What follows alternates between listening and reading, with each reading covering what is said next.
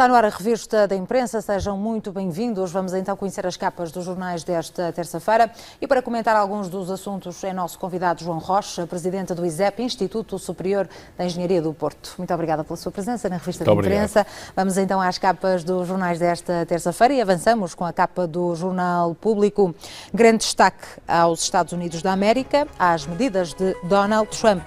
Escreve o Público que a América e o mundo põem Trump sob pressão, o que está em causa com o bloqueio a imigrantes. Uma fotografia do presidente dos Estados Unidos faz meia página, então, deste jornal. Fundo americano promete manter equipa de gestão do novo banco. Lone Star volta a Lisboa para apresentar nova proposta pelo banco e admite incluir investidores nacionais para convencer António Costa a vender. Exigência de garantias do Estado ainda não caiu. Quanto às autárquicas, diz este jornal que já abriram 24 guerras nos partidos. Ora, há 7 independentes prontos a candidatar-se e várias disputas internas no PS, PSD e CDS. Arquiteto de Alexandre Herculano diz que 6 milhões não chegam então para a obra, esta escola que abriu em parte esta segunda-feira. No desporto, o Benfica volta a perder e tem liderança da Liga em risco. Os encarnados derrotados em Setúbal após um diserre na taça da Liga. O Futebol Clube do Porto está agora apenas 1 ponto. Louvre com sala vazia à espera da pintura portuguesa. O Museu de Paris tem 3 portugueses em exposição, mas há um projeto para alargar a homenagem. São então estes os assuntos principais que estão em destaque no Jornal Público desta segunda-feira. Avançamos para o Diário de Notícias. Aqui também Donald Trump. Obama critica sucessor, Estado Islâmico reafirma ameaça. 2 séculos e meio de relações entre a América e o mundo islâmico podem agora ir, como se costuma dizer, por água abaixo. Líder dos muçulmanos portugueses, se Deus quiser, isto pode acalmar. Então, o grande destaque do Diário de Notícias. Destaque também para a eutanásia, petição discutida amanhã no Parlamento. Marcelo assume a posição. O Presidente deverá aproveitar visita às urgências do Hospital de São Francisco Xavier, em Lisboa, para falar sobre a despenalização da morte assistida. O Observatório da Justiça denuncia cada cabeça sua sentença, um artigo para ler sobre a violência doméstica no Diário de Notícias e ainda o Tribunal de Contas quer o Ministério a racionalizar vagas e cursos. Diz também o DN que o Governo tem 320 milhões de euros para recuperar escolas do básico, secundário e pré-escolar. O financiamento é europeu, em grande parte. As obras têm de ser feitas até 2020 para que as verbas não tenham de ser devolvidas. Estão previstas intervenções em 500 escolas. O destaque desportivo do DN no topo da capa deste jornal. Benfica derrota em Setúbal, deixa o Futebol Clube do Porto a 1 ponto. Zé Manuel fez o único golo num jogo em que os encarnados tiveram sempre mais a bola, escreve o DN, mas criaram poucas ocasiões claras de golo. E ainda as palavras do treinador do Moreirense, Augusto Inácio: tento aproveitar o que a vida me oferece. E em dia de festa, o treinador falou com o DN durante a viagem de Faro para Guimarães. Conquistaram então a Taça da Liga, assunto também abordado no último jornal e jornal diário desta segunda-feira. Vemos agora a capa do jornal I, PSD e CDS a caminho do divórcio nas autárquicas. Negociações foram suspensas. O acordo quadro para as câmaras municipais do país está em risco. As eleições deste ano estão a ser uma dor de cabeça para a direita. O jornal I faz uma pergunta: o que falta para Portugal ter o melhor serviço de saúde da Europa? Já ultrapassamos o Reino Unido, mas ainda temos de subir 14 posições. No entanto, o desemprego desce a níveis pré-crise, escreve o I. As nossas aldeias têm nomes estranhos, parte 2, um assunto também para ler neste jornal. E ainda há Carris que abre nova crise na Geringonça. PCP não esclarece, quer mesmo deitar abaixo o decreto de municipalização da Carris. Bloco nunca votará a revogação. Direita espera para ver. Concluímos esta primeira ronda das capas nacionais desta terça-feira com o Negócios. Polémica no déficit. Governo negocia 800 milhões com Bruxelas. Portugal defende que apenas 200 milhões devem ser considerados um efeito extraordinário. Juros estão nos 4,2% e nível de alerta está acima dos 5%. Destaque também para a Alqueva, que leva água e negócios a Beja. A revolução agrícola permitida pelas águas do Alqueva já se nota na economia. E ainda os CTT afunda 14% na pior sessão em Bolsa. BCP não vai precisar da tomada firme. São então assuntos em destaque nos jornais desta terça-feira, agora comentados pelo presidente do ISEP, João Rocha, a quem agradeço mais uma vez a presença na revista da imprensa. E, se me permite, avançamos a falar precisamente das medidas já anunciadas pelo presidente dos Estados Unidos, Donald Trump, e também já vistas com muita preocupação pelo governo português. É verdade, mas eu começaria por fazer um comentário ao facto de, ao contrário do que muita gente pensava, Donald Trump está a cumprir tudo aquilo que prometeu na campanha eleitoral.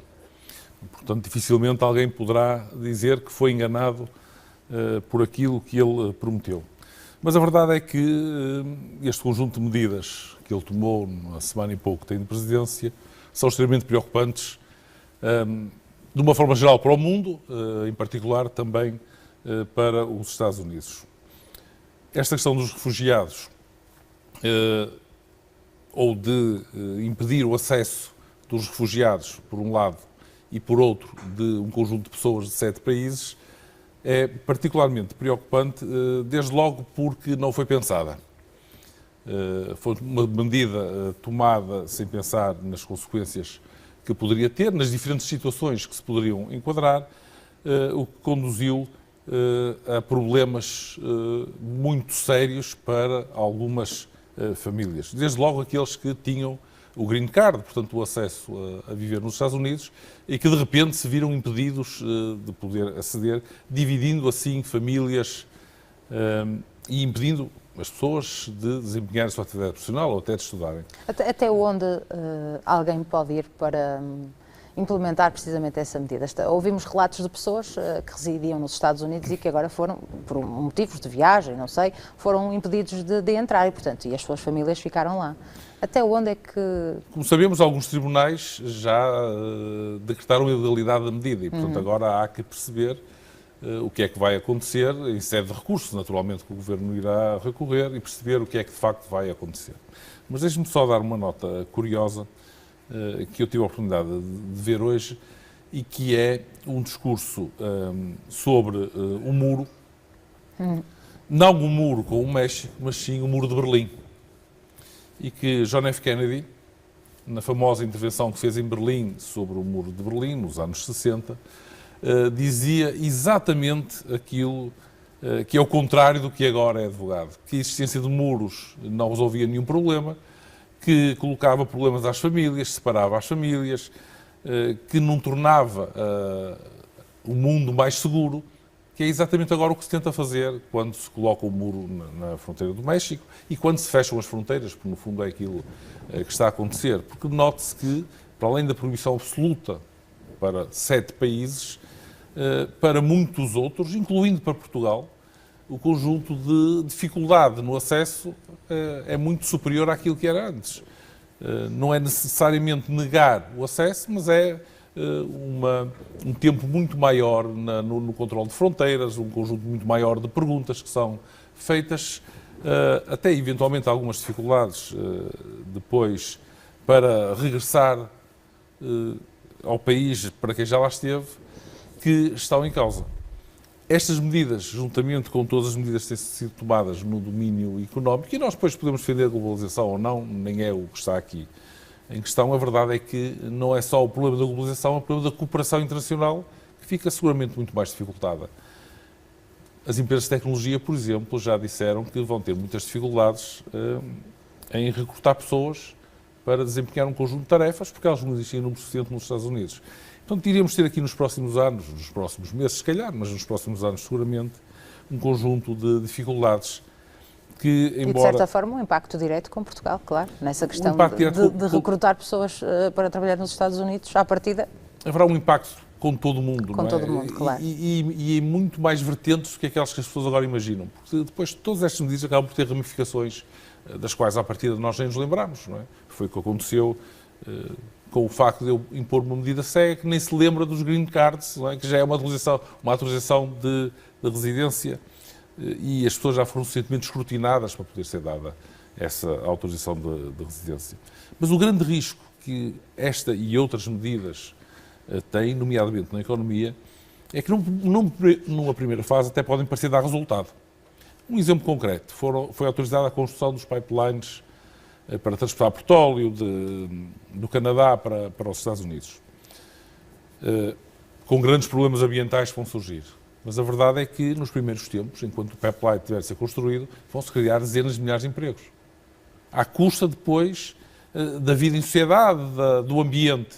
Mas, no início, as medidas aparentemente terão resultado. Só que depois, aquilo que vai ser necessário fazer para resolver os problemas que vão surgir, vão-se prolongar por muitas décadas. Vamos ter estas consequências a prolongar-se por muitas décadas. E nós não nos podemos esquecer que, ao contrário um bocado do que na Europa se pensava, que os problemas surgidos com a Primeira e depois a Segunda Grande Guerra estariam ultrapassados, que muitas destas questões estão a surgir com um nacionalismo exacerbado em alguns países, foi exatamente aquilo que aconteceu no período da Primeira e Segunda Guerra Mundial. E que, se não conseguirmos lidar com estes processos, poderão ter consequências semelhantes, espero que não, mas muito graves. É importante estarmos alertas então para podermos lidar com elas. Vamos esperar por reações e também consequências destas medidas. Ainda na capa do Jornal Público, o Fundo Americano promete manter a equipa de gestão do novo banco. Sabemos agora também que é o novo candidato. O que é que defende para o novo banco? Aqui a questão é mais genérica e tem a ver com a banca em geral. A banca tem sido um problema para a nossa economia, não só para a nossa, mas em concreto para a economia portuguesa. E estes problemas sucessivos com os bancos, quer com o Novo Banco, quer com o BPN, quer com a Caixa, têm dificultado e muito a retoma da economia. Portanto, era fundamental que se conseguisse de uma vez por todas resolver estes problemas com a banca. Embora me pareça perfeitamente razoável esta exigência de deixar cair as garantias do Estado, porque o custo que todos nós já suportamos com os problemas da banca é mais que suficiente para agora começarmos a querer soluções que não tragam mais problemas. O BPN também ia custar os trocos, entre aspas, e acabou por custar 6 ou 7 mil milhões de euros. E é importante que se garanta que a solução para o novo banco, seja ela qual for, é uma solução que não implica mais riscos para os contribuintes e para que os contribuintes, através do Estado, não venham a ser chamados a, mais uma vez, ter custos com a banca. Porque se assim não for, será muito difícil à economia retomar índices de crescimento que são absolutamente cruciais para que possamos entrar num novo ciclo económico. Apesar de António Costa ter garantido várias vezes que não vão ser os contribuintes a pagar a fatura, não é? Embora... Como já se garantiram nas vezes anteriores, inclusivamente no novo banco, quando houve a intervenção do Fundo de Resolução.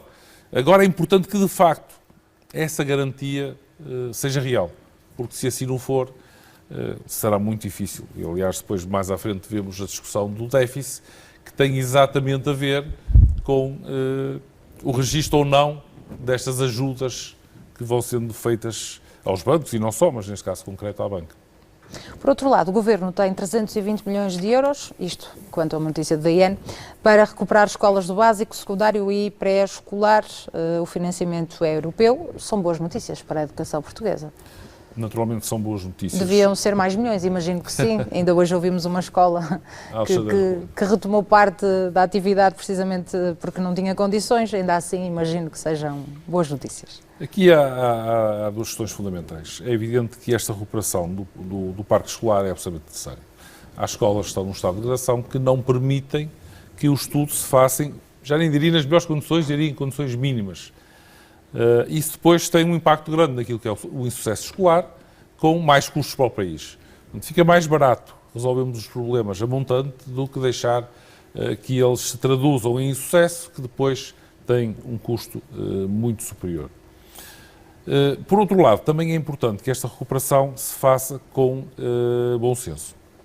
E a verdade é que algumas das escolas que já foram recuperadas foram com soluções que, em termos futuros, são muito difíceis de implementar. Eu diria um exemplo mais clássico será a colocação de ar-condicionado nas escolas e depois não há dinheiro para ter o ar-condicionado a funcionar e nós deixamos de ter a possibilidade de abrir as janelas, portanto nem temos ventilação, nem temos aquecimento, nem temos refrigeração quando ela é necessária. E se calhar é preciso pensar um pouco nesses erros que foram cometidos, na experiência das recuperações anteriores, e eventualmente ser um pouco mais racional na utilização deste dinheiro para uma tarefa que é absolutamente importante. E já agora só uma nota aqui, também dizer que em paralelo com isto temos aqui o Tribunal de Contas que quer o Ministério a racionalizar vagas e cursos, o que é, uma vez mais, um dos aspectos mais importantes da realidade do ensino superior. Esta racionalização é absolutamente fundamental que seja feita, não só pela poupança que permitirá para o país, mas também para permitir que a qualidade dos cursos seja garantida. Em muitos casos temos cursos com muito poucos estudantes e, portanto, com muitos poucos professores, têm que ser capazes de abarcar um leque muito grande de conhecimentos e isso pode, em alguns casos, pôr em causa a qualidade dos cursos. Vamos às notícias do Jornal de Notícias, aos destaques da capa então do Jornal de Notícias, que nos chega agora à redação e que já fez as contas e diz então que morrer pelo fogo para não morrer de frio. 8 pessoas perderam a vida em janeiro ao tentarem aquecer a casa. Portugal é o segundo país da Europa mais atingido por esta realidade. Grande destaque vai para a TAP, que voa mais barato de Vigo que do Porto. A diferença chega a 100 euros em classe económica e centenas de euros em executiva. Lisboa concentra ligações intercontinentais. Infarmed investiga anúncio ao Benuron durante o pico da gripe. A automedicação está a preocupar os médicos. Num ano, 102 mil portugueses saíram da lista do desemprego e ainda um engenheiro confessa que exige há 20 anos luvas para aprovar obras. Zona da Movida no centro do Porto, então, alargada para conter ruído à margem da lei. E quanto ao lar que estaria então às suspeitas de maus tratos a pessoas com deficiência em Alijó, suspensa a diretora de lar por suspeita precisamente de maus tratos a pessoas com deficiência. Derrota deixa também Dragões a 1 ponto, Vitória de Setúbal que venceu o Benfica por 1-0. São destaques do Jornal de Notícias desta terça-feira. TAP voa mais barato de Vigo que do Porto. Esta é uma guerra que é bem conhecida, tem vários anos. O que é que se passa para a companhia aérea não perceber os números que estão à vista de todos? Eu tenho alguma dificuldade em conseguir encontrar uma resposta para essa pergunta, porque eu próprio não percebo porque é que a TAP deixou de apostar no Porto. E a verdade é que houve uma redução significativa no número de ligações, nomeadamente para a Europa, ligações diretas para a Europa, que foram ocupadas por outras companhias. E, para além daquilo que se pode dizer que foram ocupadas pelos low cost, a verdade é que há muitas companhias de bandeira que não voavam para o Porto e que agora já anunciaram que passarão a voar no horário IATA de verão, que começará a final de março e início de abril. Portanto, não é uma questão de companhias de bandeira, companhias low cost, mas as próprias companhias de bandeira conseguem voar para o Porto, fazer voos diretos, e a TAP não consegue. Mas depois mais estranho é quando lemos este título. Do Porto não consegue fazer os voos, mas consegue fazê-los de Vigo. Muito mais baratos do que do Porto, o que não deixa de ser muito estranho. É evidente que percebe-se que isto é uma estratégia para captar clientes em Espanha, mas eu não gosto muito de estratégias que captam clientes noutros países e alienam os clientes do seu próprio país, nomeadamente desta região, que facilmente conseguiria captar, como captava, os clientes de Vigo para os voos a partir do Porto, evitando-se esta duplicação e esta necessidade de fazer as ligações via Lisboa, que, apesar da ponta aérea, causam sempre muitos transtornos a quem viaja para a Europa. O voo Porto-Bruxelas são 2 horas, mas se for via Lisboa não são menos de 5. E, portanto, aquilo que nós podíamos fazer, ir a Bruxelas, ter uma reunião e voltar, no mesmo dia já não conseguimos fazer, porque 5 horas para ir, pelo menos 5 para vir, já não há tempo de fazer a reunião, implicando mais uma estadia. E, portanto, estes custos, que também são custos para a economia portuguesa, muitas vezes não são considerados, e não são seguramente considerados em algumas destas decisões, que tem estado a prejudicar claramente o Porto. Felizmente temos outras companhias de bandeira a querer voar, portanto esperamos por aí resolver o problema. E haver outra estratégia. Vamos então agora ver a região do Norte ao pormenor, fazendo então uma ronda pelas capas dos jornais regionais. Vamos analisar o Diário de Aveiro, Correio do Minho, mas também o Diário do Minho, e começamos com o Diário de Aveiro, que nos diz que a ampliação do Parque do Rio Ulo vai custar mais de 1,1 milhões de euros. Não, primeiro vamos então ao Correio do Minho. Assim é que é. Histórico e apoteótico, meio milhar na recepção ao vencedor da Taça da Liga, Moreirense foi então recebido na Câmara de Guimarães. Ainda 16 milhões para eletrificar a linha do Minho no troço Nine-Viana do Castelo. Tubo no Indústria 4.0 para mostrar tecnologia desenvolvida em Braga. São estes os principais destaques do Correio do Minho, jornal regional. Vamos agora ao Diário do Minho. Desemprego recua em Braga para valores de há 10 anos. O Conselho encerrou o ano de 2016 com menos 2.344 desempregados, face ao final de 2015. Esta descida superou os 20 pontos percentuais, colocando o desemprego registado ao nível de janeiro de 2017. Aqui também o Moreirense agraciado com estátua de Dom Afonso Henriques. Esta equipa, então, atletas, dirigentes e equipa técnica foram recebidos por centenas de pessoas na autarquia de Guimarães. Uma centena de jovens espera vaga na Cersig e também um dos assuntos para ler no Diário do Minho, e ainda avança a eletrificação da linha do Minho, como já referi, no troço Nine-Viana do Castelo. Tempo ainda para vermos o Diário de Aveiro. Agora sim, a ampliação do Parque do Rio Ulo vai custar mais de 1,1 milhões de euros. A Câmara de São João da Madeira vai avançar com as obras destinadas a ampliar em 5 hectares a parte sul do parque, dotando de novos recursos lúdicos e turísticos. Sidónio Pardal assina o projeto. Descomplicar é muito importante. Reitor da Universidade de Aveiro pediu simplificação da legislação e do funcionamento das instituições. Assunto também para ler no Diário de Aveiro. Câmara aprova 12 bolsas para alunos do ensino superior e turistas visitam Aveiro mais vezes e durante mais tempo. Sem mais demoras, se calhar íamos já ao Diário de Aveiro. Descomplicar é muito importante. O reitor pediu para ser simplificada então a legislação e o funcionamento das instituições. Como presidente do ISEP, de uma instituição, o que é que isto significa? Este é um dos aspectos mais importantes e com o qual nós lidamos todos os dias. Quando se gera uma instituição com dimensão, temos diariamente problemas para resolver. E esse é o nosso trabalho, é tentar resolver os problemas. Mas enfrentamos com frequência legislações complexas e uma grande burocracia de procedimentos. Essas dificuldades apresentam um custo muito grande, um custo financeiro muito grande para o funcionamento das instituições. É absolutamente crucial, e apesar das inúmeras promessas não tem sido feito, simplificar a legislação e assegurar que as restrições burocráticas que ainda se mantêm são ultrapassadas. Estamos a falar muitas vezes de coisas simples. A dificuldade que é às vezes adquirir as coisas mais elementares para o funcionamento da instituição que se possa imaginar. Como, por exemplo, só um exemplo prático para percebermos.